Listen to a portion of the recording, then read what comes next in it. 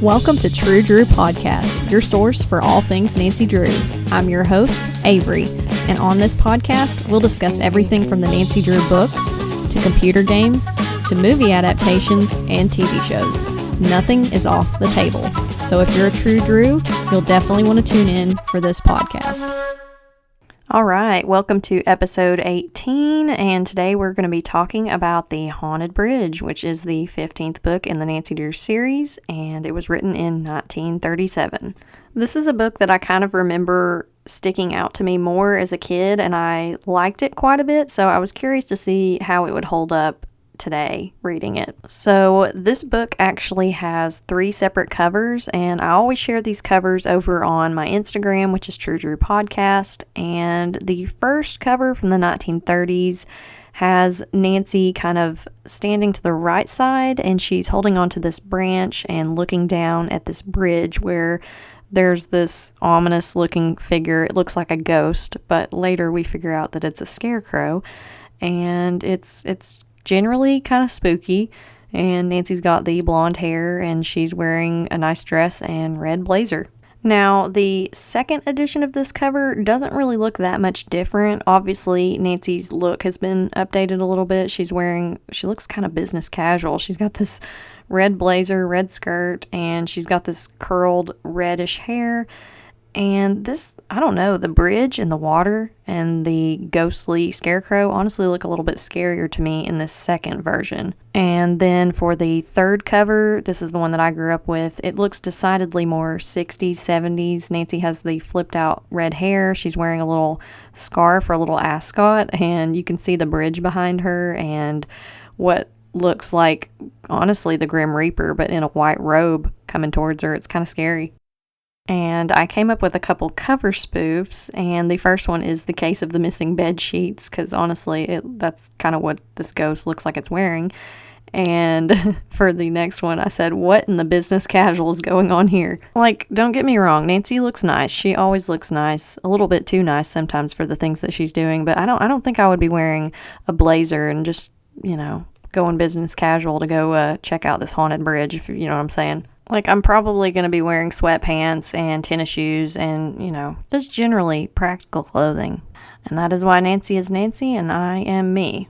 But I did give a cover rating for these book covers, and I just said 1 magnifying glass.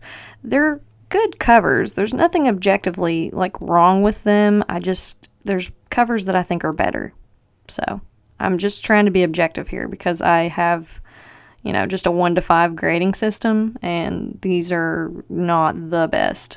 Now, there are quite a few characters in this one. Again, we have Bess and George solving this mystery with Nancy. I love that Bess and George came into the picture in Secret at Shadow Ranch because it didn't really feel like Nancy until they came into the picture. But there in this book, there is a man named Martin Bardescu, and he is in his late 20s, according to the book, which we'll get into that later. There is Chris, who is Nancy's golf caddy. There is Margaret Judson, who is the owner of the Judson Mansion. She's this kind of enigma. We meet her later in the book. And Joe Haley, who was her gardener and caretaker. And Mark Wardell. I keep wanting to say Waddell. And he is Margaret Judson's fiance. So, without further ado, we'll jump into the synopsis here. Nancy, Bess, and George stay at a resort while accompanying Carson on his latest case regarding some jewel smugglers. Nancy is told by her golf caddy, Chris, that there is a haunted bridge near the resort that everyone is scared of. Nancy investigates and only finds a scarecrow, but later finds a chest full of jewels in the old creek bed beneath the bridge. Could it be a connection to the jewel thieves her dad is after? During the golf tournament that Nancy is playing in, she asks her caddy about the area, and he says the Judson Mansion was on the other side of the bridge and burned down 2 years ago. Nancy follows some leads on Miss Judson and hears from Chris that a man was poking around in the creek bed where Nancy found the chest of jewels. Nancy also begins to suspect Marty Bardescu is forging his signature and is in cahoots with Miss Judson. Nancy accidentally scares off the gardener, Joe Haley, who still tends to the Judson estate, and later, she, Bess, and George help him and get a doctor when his gun is misfired. Ned, Bert, and Dave agree to take care of Mr. Haley, and Nancy wins her golf tournament despite her hand injury. She's able to help prove Margaret Judson's innocence and catch the real jewel thieves, Miss Brownell and Miss Cartlett. So yeah, Miss Brownell and Miss Cartlett, they're technically characters in this book as well. I did not mention them though because they literally come into the book in the last 10 or 15 pages. But the newspaper headline synopsis that I came up with is Carson Drew and daughter Nancy solve international jewel heist. So we've got a spooky old golf course, a burned down mansion, some missing jewels. What's not to love? I'll tell you what's not to love. Creepy old men making advances towards Nancy, but we'll get to that in a second. So I took down some direct quotes and things that I noticed from this book, and the first thing that I wrote down is Deer Mountain Hotel should sound familiar, which is where they're staying during this book. And there's a Deer Mountain Resort in Secret of the Old Clock, the game. And there's a mentioning of Dr. Ackerman, and Dr. Ackerman is the one that helps Nancy with her sprained wrist in this book. Now, let's jump into the problematic part of this book right now, shall we? So, Martin Bardescu is this guy who is at the resort, and he's also there to play golf, and he is about 10 years older than Nancy. And he keeps flirting with her throughout the book. And he even at one point tries to kiss her, and to avoid it, Nancy falls in a flower bed. And that is how she initially hurts her hand. So, yeah, there's a lot of issues with this. And I know this was written in a different time, but it's still just very icky. It gives me Rick Arlen vibes from Stay Tuned for Danger, the computer game. It's just like, stay beautiful. It's just, no. It's so weird because Nancy is 18 and this man he's in his late 20s. So you can just tell that Nancy is totally turned off by this for the majority of the book, and Marty actually sends her flowers after she falls in the flower bed, and she just kind of, Bess and George are like, oh, they're so pretty, and Nancy's like, here, you can have them. Nancy actually sends Bess and George some flowers of their own after she sees how much they like the ones that she got from Marty. And I thought that was kind of sweet. That was a cool little friendship moment that kind of, maybe overshadowed all the creepy old man stuff going on. But yeah, for the majority of this book, Nancy is either solving this mystery or playing golf, and she actually goes up to the ruins of the Judson mansion after she finds, this chest full of jewels in this dry creek bed. And she chases the gardener, Joe Haley, who just happens to be there trimming the weeds. And he jumps on his bicycle and takes off. And I don't know why, but the way they wrote it had me laughing. It kind of reminded me of Nancy, Bess, and George running from those guys in the last episode, The Whispering Statue. But I don't know. It's just the way they describe it sometimes is funny. So my next note just says Nancy is a good sport and she would never cheat. And this falls right in line with Harriet so much, Harriet Stratmeyer, because she very much, wants to show that Nancy is a rule abider. She never speeds, she never smokes or drinks or does anything like that. And so, of course, she's going to have good sportsmanship. And at one point in the book, she hits this golf ball into the woods, and she just has to try and hit it out, and she refuses to move it because she knows that's against the rules. But I was like, yeah, that fits. That sounds like Nancy. My next note just says, I love that Carson agrees to play tennis with Marty Bardescu so Nancy can get away from him. He's taking one for the team, because Nancy was just like, Dad, I have to go check on something. I gotta go do something in regards to the mystery. Will you please keep this man away from me? And he's like, yeah. So there's also some weird noises that happen that have led all these golf caddies to believe that this bridge is haunted. And there's this screaming noise that nobody has been able to explain until up to this point in the book. And Nancy, Bess, and George discover the screaming is actually a caged mountain lion. And I said, what the heck? And this is actually the gardener's, the caretaker, Joe Haley. It's his pet mountain lion. I'm just like, what? What in the world? It's crazy because there's this whole part of the book while Joe Haley's injured after he misfires that gun at himself. Ned, Bert, and Dave go into town and get raw meat for this mountain lion. I'm just like, only in a Nancy Drew book. Only in a Nancy Drew book. Now, this next part made me gag a little bit, but Bardescu gives Nancy a golf ball with his name on it to replace her lost ball that was signed by a pro golfer named Jimmy Harlow. I was just like, yeah, because that's a substitution. You are literally not a pro golfer. You're just, it's just so arrogant. But I looked up Jimmy Harlow to see if that was an actual golf player, and I couldn't find anything. But I did find some really fun pictures of Jean Harlow playing golf. So, yeah, go figure. So the next thing that I wrote down is one of Nancy's golf matches gets rained out in the tournament, and she seeks shelter in Joe Haley's cabin, but before she can get there, the bridge collapses with her on it. And when she finally gets to Joe Haley's cabin, she just helps herself to some of his clothes. She's just like, okay, I'm just going to hang mine out to dry and just wear this guy's clothes. It's just, I don't know. Not what I would have done. I think I would have just sat in front of the fireplace and waited it out. Waited to dry off. Now, the guy that I mentioned earlier, one of the characters, Mark Wardell, who is Margaret Judson's fiance, they got separated somehow. There's this whole subplot of them being separated, and I've noticed this in a couple books. I'm like, how do these people get... I mean, I know, it's before the internet. Things happen, but I'm like, y'all, if you really wanted to be together, I think you'd find a way.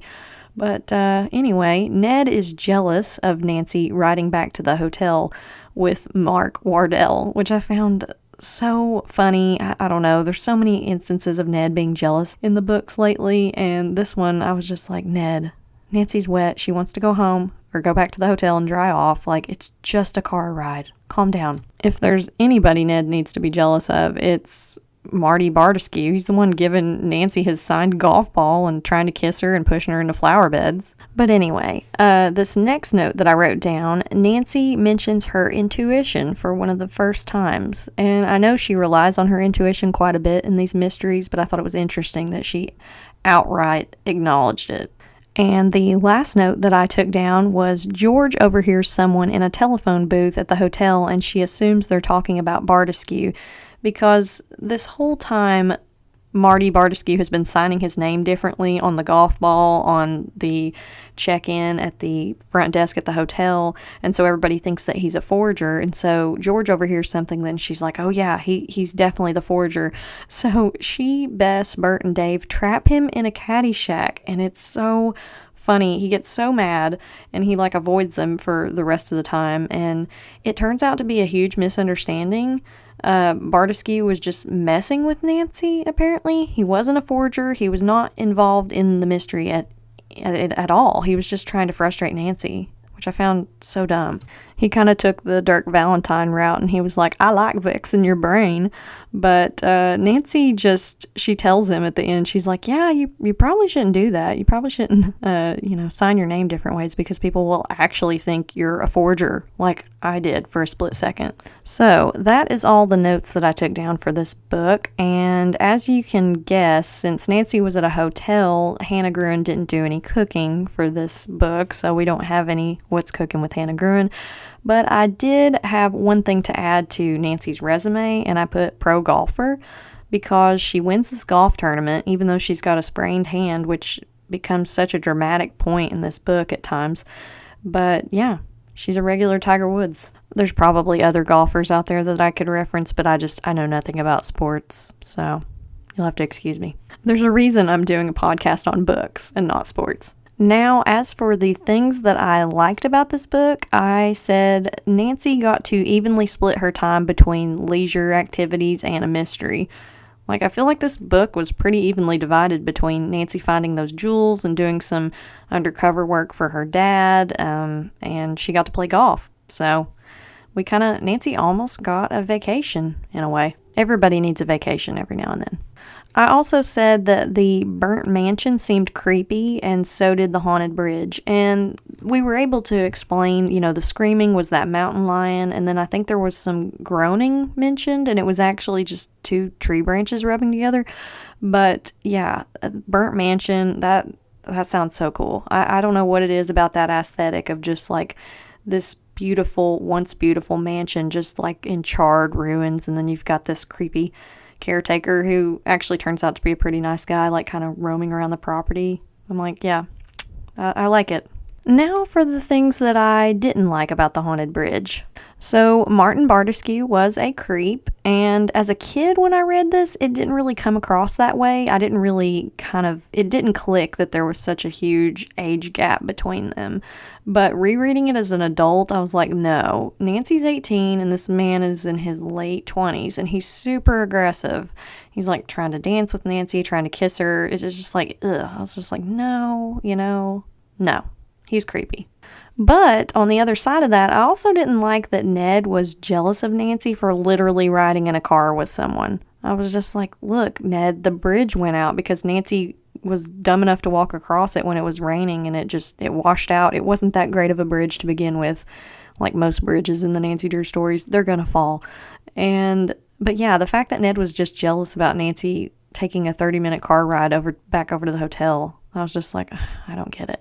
I think he was more over kind of just mad that he was having to watch this old caretaker and feed raw meat to this mountain lion, which, understandable, but still. And the last thing that I didn't like, I literally just wrote, a mountain lion? Like, I don't know. There's so many instances of near animal abuse, or just, there's always these weird exotic animals that that nobody should have as a pet in the Nancy Drew books, but usually they do. They just do.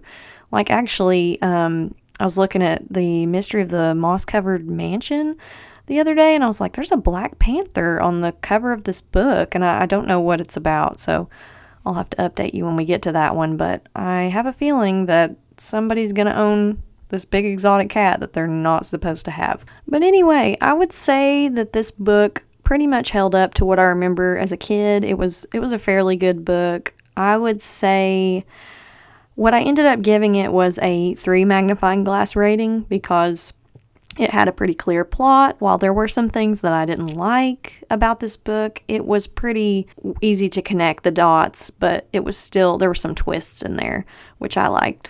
If you've noticed the 3 magnifying glass ratings, it's pretty like middle of the road, and then the 1s and 2s are just really, really bad. And 4 and 5 are exceptional. We've had a few books so far in the podcast that have ranked at a 4 or a 5, but this one is a solid 3, I'd say. So I hope you're ready for the next episode, because it is going to be about the book called The Tapping Hills. And this book, I'll just save it for the next episode, but it's pretty wild. If you like Persian cats and tap dancing, you will be right at home with next week's episode.